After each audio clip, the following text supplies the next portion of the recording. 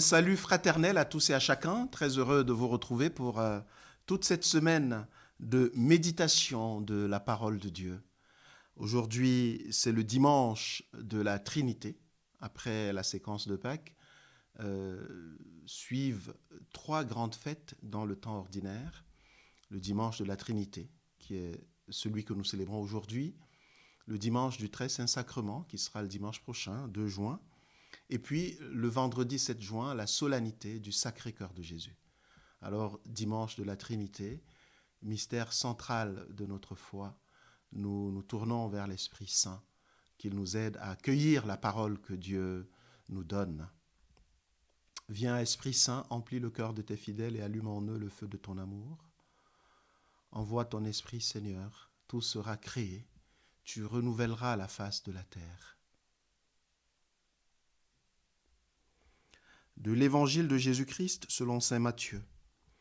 En ce temps-là, les 11 disciples s'en allèrent en Galilée, à la montagne où Jésus leur avait ordonné de se rendre.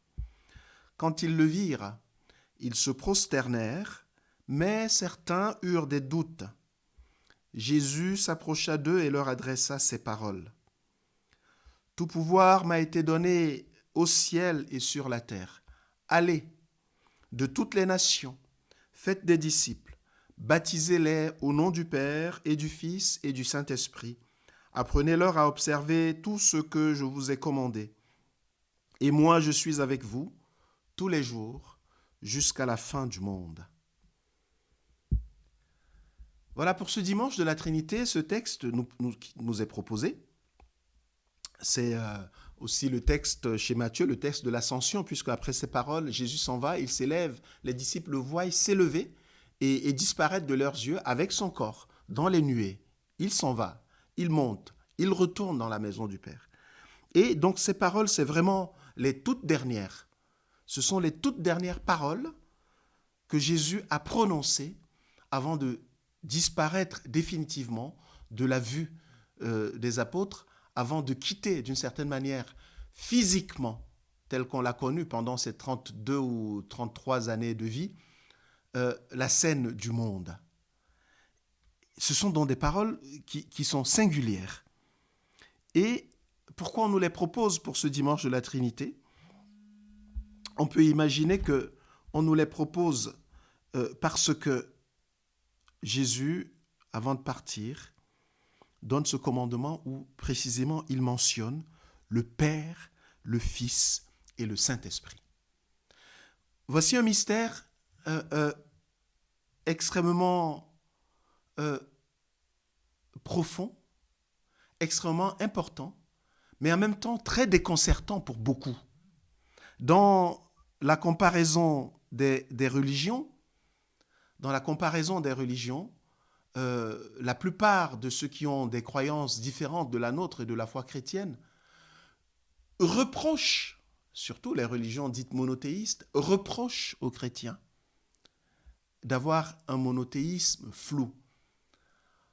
En gros, il n'y a qu'un seul Dieu. Et ce qui est reproché aux chrétiens, c'est de dire que Dieu, il est Père, Fils et Saint-Esprit, comme s'il y avait 3 dieux.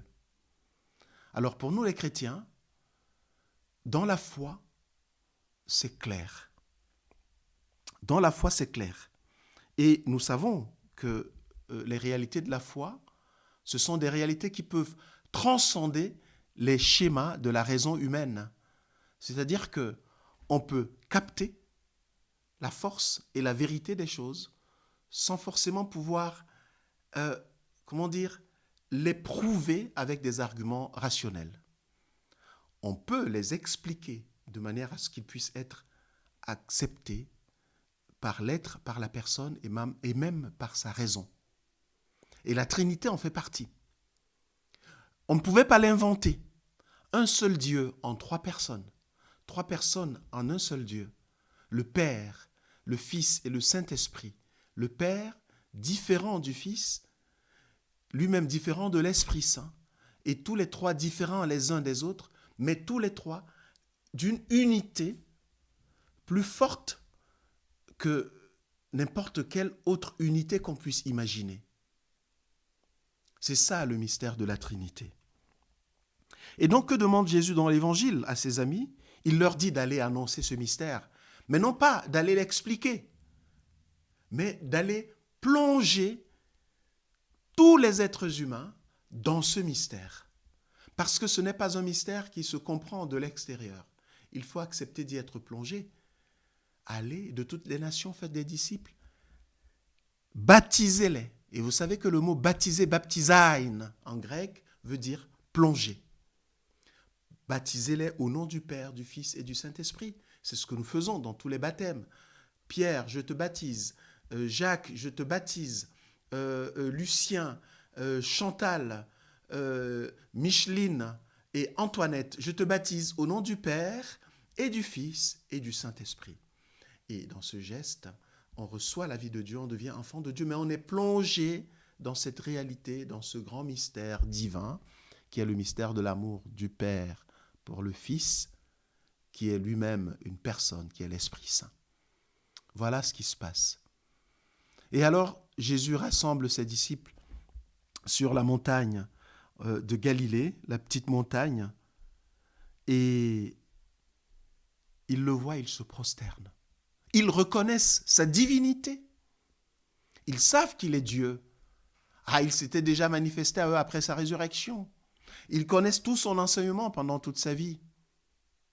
Ils connaissent tout ce qu'il a annoncé, tout ce qu'il a dit. Ils commencent petit à petit à comprendre, et là, pour le coup, ils sont convaincus qu'il est Dieu. Ils se prosternent, mais, nous précise le texte, certains eurent des doutes. Il y a toujours un peu le doute qui nous hante. Mais Jésus, il continue. Il ne s'arrête pas sur ceux qui doutent un tout petit peu. Il leur confie de la même manière à tous la même mission. Allez, allez. Et cette mission, elle nous est confiée aujourd'hui. Allez. Vous avez quelques doutes ou quelques interrogations? Allez. Vous ne comprenez pas tout? Allez. Et allez pour faire quoi? Pour annoncer cette chose extraordinaire, que l'amour de Dieu, il est pour tous et pour chacun. Faites des disciples, baptisez-les au nom du Père, du Fils et du Saint-Esprit. Et puis, la grande promesse du Seigneur, qui peut faire que, même si on a des doutes, même si on a des interrogations, même si on ne comprend pas tout, même si ça reste un peu flou, que dit le Seigneur? Je suis avec vous, je suis avec toi tous les jours, jusqu'à la fin du monde. Alors, laissons retentir dans nos cœurs cette mission, accueillons cette mission, situons-la au niveau où elle doit se situer. Ce n'est pas juste une mission pour dire, voilà, on essaye de remplir les églises. Non, on va plonger les gens dans l'amour du Père, du Fils et du Saint-Esprit. Cela en leur annonçant la parole, en leur proposant les sacrements de l'Église, en leur indiquant un chemin de vie qui nous fait vivre lui-même ce chemin. C'est dans la mesure où nous vivons de cet amour du Père, du Fils et du Saint-Esprit, dans la mesure où nous vivons de ces commandements que Jésus nous invite à enseigner, dans la mesure où nous sommes assurés et que nous expérimentons et que nous vivons de cette présence permanente, que nous ouvrons un véritable chemin pour d'autres. Alors, en ce dimanche de la très sainte Trinité, soyez bénis au nom du Père, du Fils et du Saint-Esprit.